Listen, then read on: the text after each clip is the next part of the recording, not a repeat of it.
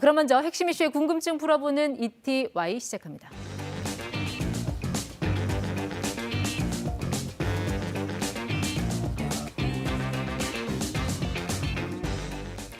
코로나19 확산 후 네 번째 지급하는 재난지원금 규모와 대상이 확정됐습니다.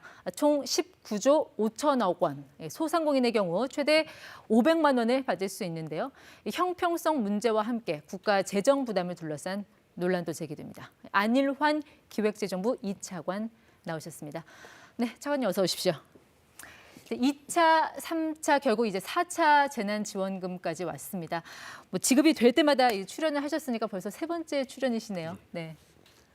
뭐 추경으로는 더 이상 출연 안 할 줄 알았는데 또 오게 됐습니다. 하여튼 국민들께 자세히 설명드리도록 하겠습니다. 네, 이 4차 재난지원금 규모가 꽤 커졌습니다. 이제 19조 5천억 원. 이게 이제 선별 지급이라고 하지만 1차 때, 그러니까 전 국민을 대상으로 줬을 때 지급했던 금액보다 더 커졌단 말이죠. 그래서 이거 어떻게 이해를 해야 될까요? 19조 5천억 중에는 정부가 신규로 재원을 투입해서 추경으로 제출하는 게 15조 원, 네. 정부 기정 예산으로 하는 게 4조 5천억입니다. 15조 원 중에는 저희들이 고용대책 네. 2조 8천억, 그다음에 방역대책 4조 1천억 원이 포함되어 있는 것으로 이해해 주시면 되겠습니다. 그러니까 방역대책하고 고용대책을 뺀 현금성 지원은 한 10조 원 규모니까 10조 9천억 정도 네, 된다고 그렇게 보시면 많이 되겠습니다. 예. 늘어난 건 아니다라는 예. 말씀이신 것 같네요.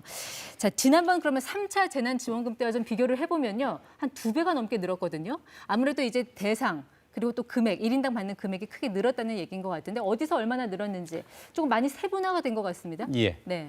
조금 더 많이 또 더 두텁게 지원하려는 원칙을 저희들이 유지하고자 했습니다. 그래서 집합 금지 업종 중에 네. 저희들이 노래방과 같이 좀 오랫동안 금지된 데는 네. 저희들이 새로 분류를 해서 500만 원으로 올려 지원을 하고요. 네. 그다음에 일반 업종 중에도 매출이 20% 이상 감소한 업종, 이쪽은 저희들이 200만 원으로 올려서 지원하는 것으로 조금 더 세분화해서 두텁게 지원하는 매출이 것으로. 감소하더라도 이제 연 매출 10억 원 이하면 또 100만 원을 받을 수 있는 거예요. 20% 이상까지 감소하지 않고 조금만 감소했더라도 받을 수 있다는 얘기죠. 예, 그렇습니다. 매출액 기준이 지난번에는 4억 원 이하만 지원을 했었는데 네. 이번에 매출액 기준을 10억 원으로 올렸습니다. 자, 이번에 아무래도 이제 피해 계층을 폭넓게 지원을 하자는 취지다가 보니까 기존에는 없었는데 이제 새롭게 지원을 받게 되는 대상들이 좀 많이 늘어난 것 같습니다. 대표적인 게 이제 특수고용직, 프리랜서, 법인 택시 기사. 3차 재난지원금 때도 포함이 됐지만 이번에 그 명수가 더 늘어난 거죠, 인원이? 예, 그렇습니다. 네. 대상 인원이 늘었고요. 특고나 프리랜서가 한 10만 명 정도 신규가 늘 것 같고요. 네. 법인 택시 기사분은 8만 명 정도인데 지난번에 50만 원을 들였습니다만 네. 이번에 70만 원으로 단가를 인상을 했습니다. 신규로 진입한 분들과 기존에 받았던 분들이 추가로 받는 경우 금액이 다릅니까? 특수고용직과 프리랜서는 기존에 받으신 분은 네. 추가로 드릴 때 50만 원을 네. 드리고 신규로 신청하시는 분은 심사를 해서 100만 원까지 드리는 걸로 이렇게 네. 되어 있습니다. 자, 이번에 완전히 이제 신규로 진입하게 된 분들이 이제 노점상 분들인데 아무래도 노점상은 이게 사업자 등록을 안 하신 분도 많고 또 세금을 안 내는 분들도 많다 보니까 세금을 내지 않는 사람들에게까지 세금을 지원하는 게 맞냐 뭐 이런 불만도 좀 있는 것 같습니다. 예, 노점상 분들은 상당히 어려운 상황에 대면 업종이지 않습니까? 그러니까 실질적으로는 굉장히 어려운 상황에 있는데 정부 지원의 사각지대에 계시다 보니까 이런 생계의 어려운 부분이 있으신 분들에 대해서 네. 정부가 좀 지원을 하는 것이다. 이렇게 이해를 해주시면 좋겠습니다. 이게 사업자 등록을 전제로 한 겁니까? 예, 한 4만 명 정도 분들은 네. 지금 지방자치단체에서 관리를 하고 계시는 것으로 알고 있습니다. 네. 그분들은 사업자 등록을 하시는 걸 전제로 지원을 할 예정입니다. 부모가 실직하거나 폐업한 대학생 자녀들 같은 경우도 또 지원금을 준다고 해요. 5개월간 250만 원. 예, 부모와 자녀가 실직이나 같이 폐업을 하시는 자녀인 대학생은 학업도 해야 되고 집안은 어렵고 그렇지 않겠습니까? 네. 거기에는 저희들이 근로장학금을 저희들이 신규로 해가지고 일을 하고 지원을 네. 받을 수 있도록 그렇게 설계를 했습니다. 그럼 이런 소상공인 외에 이 소득 감소로 좀 어려움을 겪고 있는 취약계층을 위한 대책이 또 별도로 있다고 들었는데 어떤 내용인가요? 예, 지금 저기 나와 있는 것처럼 특고나 프리랜서 법인 택시기사, 네. 그다음에 또 돌봄 하시는 분들 네. 이런 분들이 추가로 지원된다고 보시면 될 것 같습니다. 이번 지원 대상이 이제 3차 때보다 한 200만 명 정도 늘어나지 않았습니까? 이제 예. 매출하고 소득을 파악하려면 상당히 또 시간도 많이 걸릴 텐데 빠른 집행이 가능할까요? 언제쯤 예상하세요? 예, 저희들이 2월 25일까지 부가가치세 신고가 있고 지금 저희들이 3월 4일 날 국회에 예산안을 추경안을 제출하는데요. 네. 국회에서 빨리 심사가 이루어지면 저희들이 최대한 빨리 지원할 수 있는 부분들은 네. 저희들이 3월 말 정도에 지원을 시작할 수 있을 것 같고요. 네. 그다음에 심사를 하거나 이런 분들은 네. 저희들이 4월 초에 네. 접수를 받을 것으로 전망하고 있습니다. 있습니다. 어쨌든 상반기 안에 집행이 가능할 걸로 본다.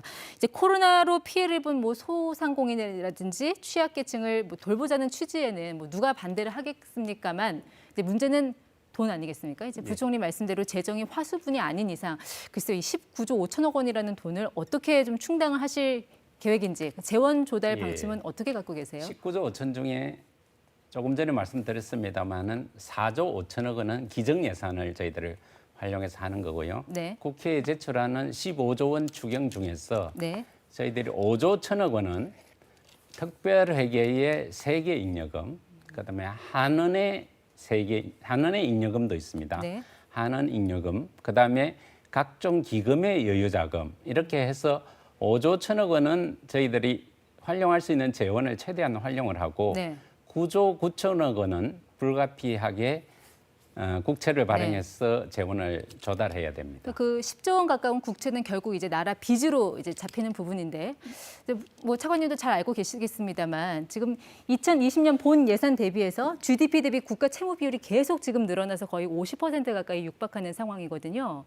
그래서 차관님께서 왜 악어 입에 비유를 하지 않으셨습니까? 예. 네, 지출은 계속 늘어나는데 이 불황 때문에 세수는 거치지 않고 그래서 악어 입이 점점 벌어지면서 자 이게 좀 자칫 찢어지지 않을까. 그러니까 이 입을 좀 다물게 하려면 재정 건전성 방안이 먼저 마련이 돼야 될 것 같은데 이 부분에 대해서는 좀 어떤 계획을 갖고 계세요? 예, 악의입 그래프는 일본의 좋지 않는 재정 사례를 저희들이 조심해야 된다는 차원에서 말씀드린 건데 일본이 1990년대 국가 채무 비율이 66%였습니다. 네. 근데 10년 뒤인 2000년에 국가 채무 비율이 131%로 늘었고요. 네. 또 10년 뒤인 2010년에 국가 채무 비율이 186%로 늘었습니다. 그러니까 국가 채무 비율이 낮다 하더라도 빚을 늘리기 시작하면 굉장히 빠른 속도로 늘 수 있는 이런 경우도 있기 때문에 네. 저희들도 이제 지금 빚으로 사업을 하고 있는 순간이니까 네. 가능하면